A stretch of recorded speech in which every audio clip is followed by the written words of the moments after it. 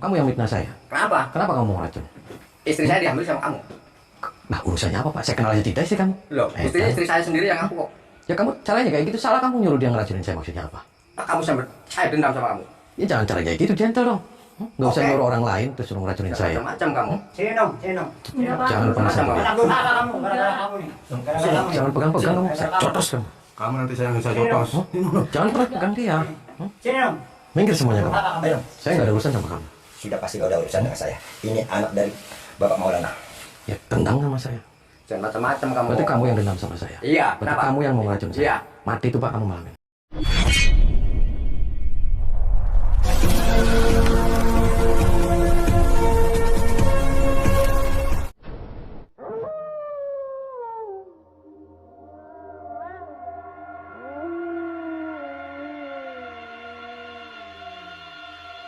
Assalamualaikum warahmatullahi wabarakatuh. Sahabat pemirsa yang dirahmati Allah Subhanahu wa Ta'ala. Selamat menyaksikan kembali kisah dakwah Ustadz Kang Ujang Bustomi, dan semoga keberkahan senantiasa terlimpahkan kepada kita semuanya. Video ini adalah ketika Kang Ujang berduel hebat dengan Kiai Amrozi, seorang kiai sesat yang menyuruh para muridnya untuk membunuh Kang Ujang Bustomi. Dia menuduh Kang Ujang telah meniduri istri mudanya.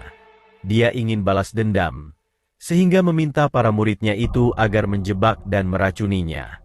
Lalu apakah yang kemudian terjadi setelah Kang Ujang berduel dengan sang kiai dan para muridnya itu? Silahkan disaksikan kisahnya selengkapnya. Dan semoga Allah Subhanahu wa Ta'ala senantiasa memudahkan Kang Ujang Bustomi dalam menjalankan setiap misi dakwahnya.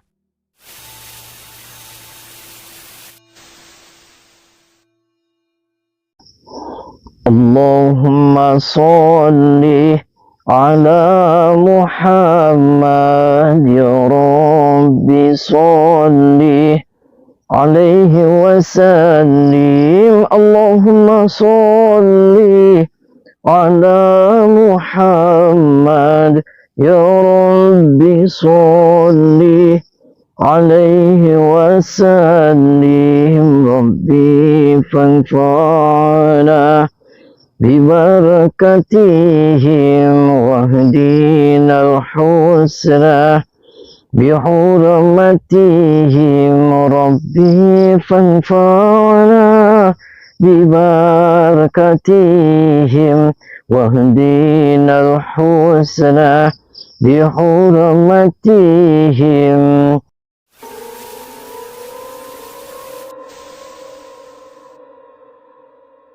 Sahabat Kang Ujang Bustomi yang berbahagia.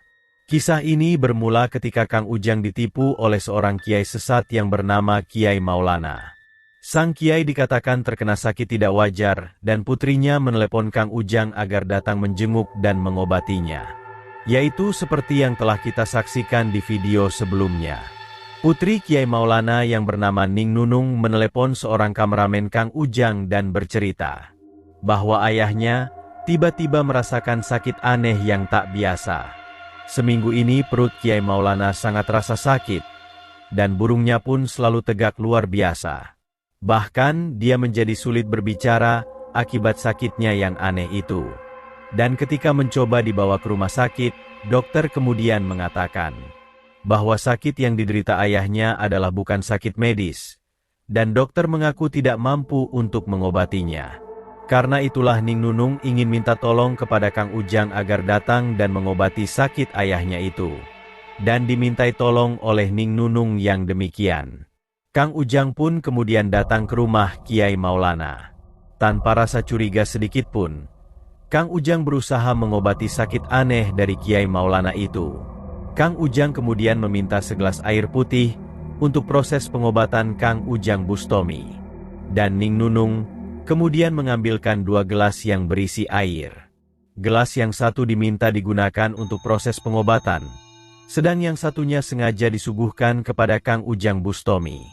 Setelah itulah hal yang tak dibayangkan Kang Ujang itu kemudian terjadi. Ketika Kang Ujang meminum air putih yang disuguhkan kepadanya, tiba-tiba perutnya langsung terasa sangat kesakitan. Dan melihat hal yang demikian, Tiba-tiba Kiai Maulana bangkit berdiri dan langsung ingin menghajar Kang Ujang Bustomi. Di saat itulah Kang Ujang kemudian menjadi tersadar bahwa Kiai Maulana dan keluarganya telah menjebak dirinya. Sepertinya mereka sengaja meracuni Kang Ujang dan juga ingin membunuhnya. Kang Ujang pun berusaha menetralisir pengaruh racun yang diminumnya itu.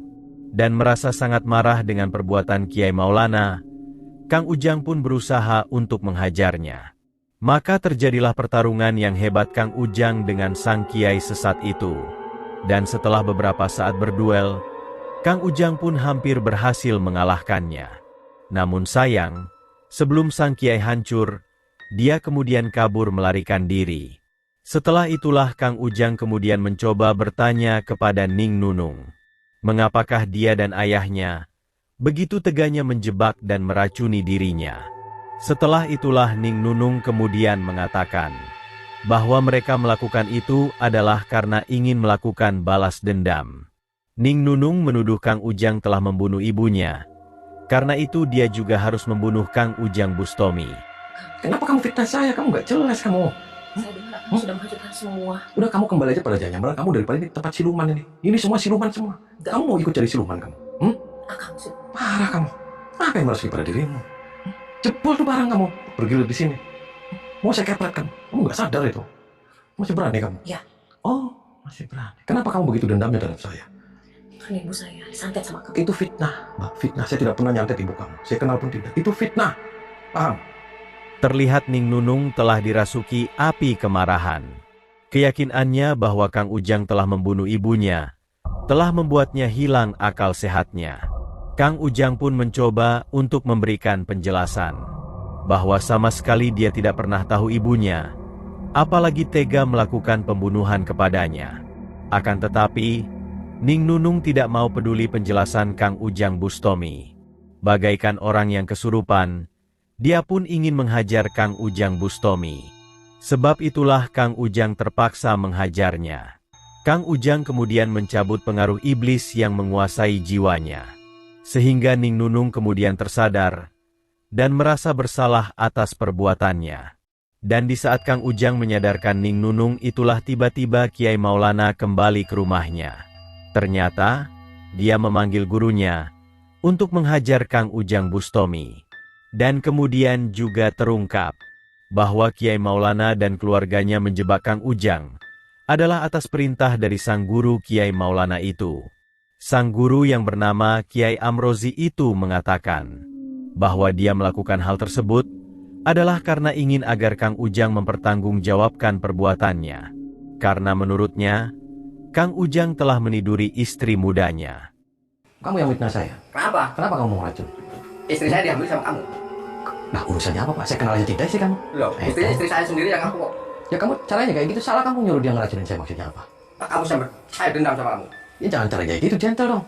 Nggak usah Oke. nyuruh orang lain terus suruh ngeracunin saya. Macam kamu. Sini dong, sini dong. Enggak apa. Jangan pernah sentuh dia. Anak durhaka kamu, gara-gara kamu nih. Gara-gara kamu. Jangan pegang-pegang kamu, saya cotos kamu. Kamu nanti saya yang saya jopang. Jangan pernah pegang dia. Sini dong. Minggir semuanya kamu. Ayo, Saya nggak ada urusan sama kamu. sudah pasti kau ada urusan dengan saya. Ini anak dari Bapak Maulana. Ya tendang sama saya. Jangan macam-macam kamu. Berarti kamu yang dendam sama saya. Iya, Berarti kenapa? kamu yang mau ngeracun saya. Iya. Mati tuh Pak kamu. Dan mengetahui yang demikian itulah, Kang Ujang pun menjadi habis kesabarannya. Dengan tuduhan yang sama sekali tidak berdasar, bisa-bisanya Kiai Amrozi menjebak dan meracuni, bahkan juga ingin membunuh dirinya. Sehingga tak ingin berpikir panjang, Kang Ujang segera ingin menghancurkan Kiai Amrozi dan komplotannya itu. Saya Minggir kamu. tidak akan minggir saya. Saya nggak ada urusan sama Apapun kamu. tidak mau. Di mana kita berantem? Oke, mau di mana? Dalam kita. Ayo. Masuk kamu. Minggir, sini kamu. Minggir kamu.